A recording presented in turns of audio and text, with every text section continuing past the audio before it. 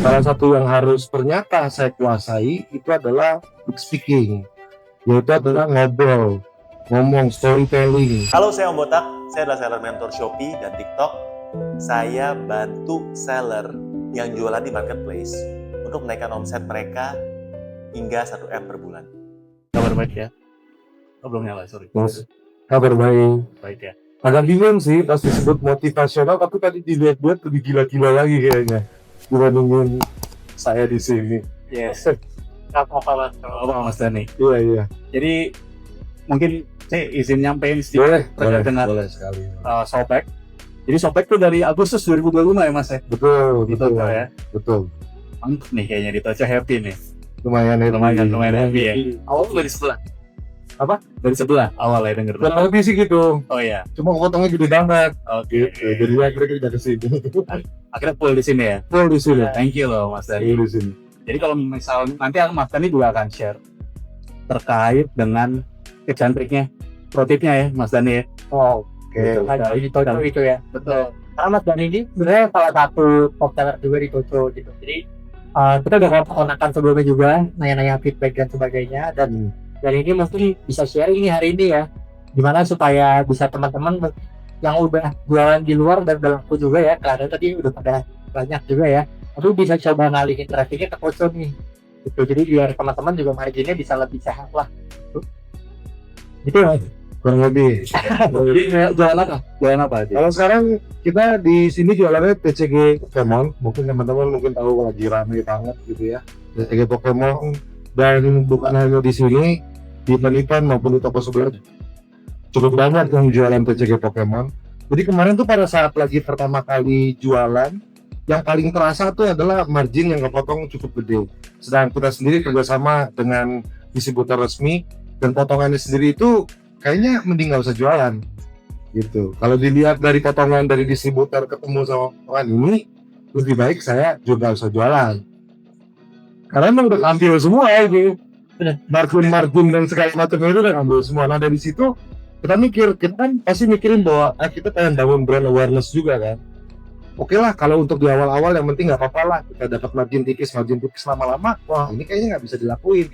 Ketemulah sama salah satu temen, saya bilang, wah ini kayaknya udah mulai nggak works nih cara digital yang ini nih. Cara mainnya nggak Ya. Baru dia bilang, udah pernah ketemu sama yang kuning belum? Jujur, waktu itu kita belum dengar sama sekali. Itu yang mana ya gitu. Direkomendasikan lah teman, itu adalah Toco.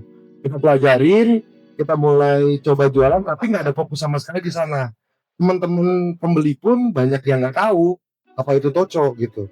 Nah dari situ kita belum terlalu fokusin sampai di satu titik pada saat keluar produk baru, kita lihat ini orang-orang udah mulai protes, bang harganya mahal banget di sebelah. Mereka tahu sendiri di offline-nya sendiri tidak seperti itu. Nah salah satu pada saat coba deh kalau gitu taruh di kuning dulu ya gitu. Pada saat ditaruh di kuning, teman-teman udah mulai ngebeli. Terus ketika kita ngedapetin dan tanpa ada potongan itu, saya mikir kayaknya lebih worth it untuk fokus di sini deh. Karena poinnya adalah bukan soal masalah kita udah capek-capek nih, kita promosiin, kita udah capek-capek, kita jualin, kita packing, kita apa, tiba-tiba potongannya tuh gede banget. Dan itu saya yakin nih teman-teman di sini juga pasti udah mulai ngerasa kayak ini waktunya yang kepake untuk packing, untuk ini tuh udah banyak banget. Pasti lihat, wah ini potongannya berasa banget ya. Jadi Dua gitu. Tuh awal-awal mungkin kita cool gitu kan. Ayo udahlah nggak apa-apa. Namanya juga brand awareness. IP dulu naikin. Lama-lama kayak, bro kayaknya kita perlu cuan deh bro. Gitu. Kayaknya kita perlu, dan ketika kita otomatis secara fairnya trafficnya, penjualannya menurun. Tapi dari sisi cuan ternyata naik. Oke, misalkan penjual, nah itu kan jadi lebih terserah nih mau jual berapa. Yang penting jualnya lebih baik daripada itu pikiran pertama. Akhirnya udah mulai fokus di sana, dan sampai sekarang akhirnya ya semua ada. Sampai ada beberapa customer yang lama yang bilang, bang maaf nih bang, udah nggak jualan lagi ya? Soalnya saya lihat udah nggak ada update lagi.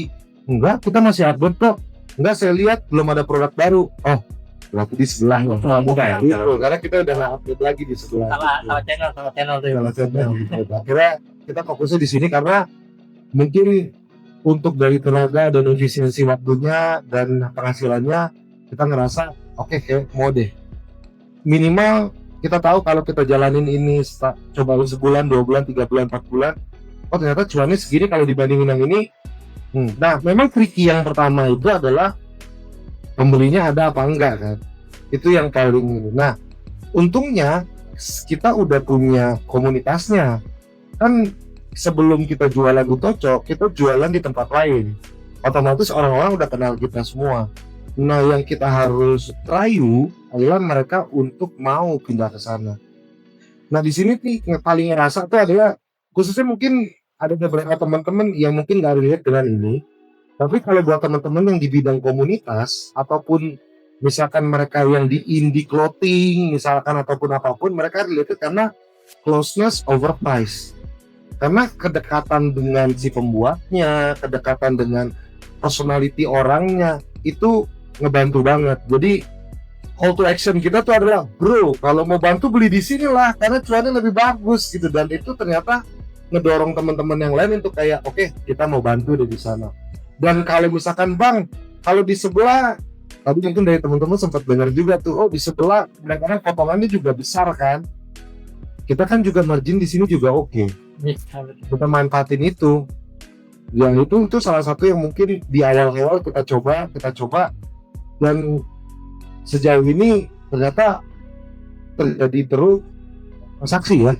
Di kita mikir kayak oh kayaknya transaksi bakal jarang-jarang deh atau apa. Tapi ternyata setelah berapa lama ternyata transaksi naik terus nih.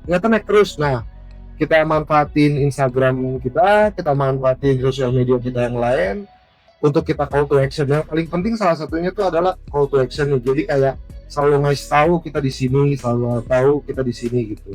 Sama mungkin yang terakhir tuh adalah untuk ngebangun closeness sama customer kita gitu ya, sama buyer kita. Yang dilakukan tuh adalah mau edukasi sih. Kita tuh mau edukasi produk kita sendiri. Karena misalnya kita ngejual sesuatu, khususnya misalkan saya bisa bicarain misalkan PCG Pokemon. Mereka karena bagian dari komunitas, termasuk misalkan dari komunitas sepeda, otomotif, atau apapun, mereka tuh senang banget ngedengar misalkan contoh, knalpot ini bagus loh, kenapa sih bagus? Nah, otomatis mereka kenal dong, show personality kita keluar kan. Jadi kayak, jangan juga kita tidak nunjukin siapa kita mesti nunjukin biar mereka tuh kenal tuh, oh yang jualan si A ya, gitu. Oh itu dia ngomongin yang ngomongin knalpot terus tuh. Pada saat saya bilang, bro kita lagi jual ini dan silakan belinya di sini, dan mereka pasti secara fairnya pembeli pasti ngelihat harga. Dengan Toco sebenarnya udah kelihatan bahwa ketika naruh di sini dan naruh di sini pasti akan berbeda. Bukan bermaksud apapun, tapi kan ujung-ujungnya orang akan melihat itu dong. Gue di sini saya mikir kalau di sana kena sekian, di sini kena sekian, saya bisa naikin lagi dikit loh. Dan yang lain-lainnya intinya begitu. Nah mungkin salah satunya call to action-nya adalah ngebangun edukasi produk. Jadi biar mereka kenal sama-sama kita dan mereka percaya, oh ya mukanya kelihatan, orangnya kalau ngomong bener. Terus oh ini bohong sedikit, nggak mungkin nggak bohong ya Pak ya, bukan ya. Pasti ada orang ada bohong-bohongnya aja gitu. Maksudnya, oh iya, kira kita dipercaya sebagai salah satu representasi dari produk yang kita jual, mereka willing.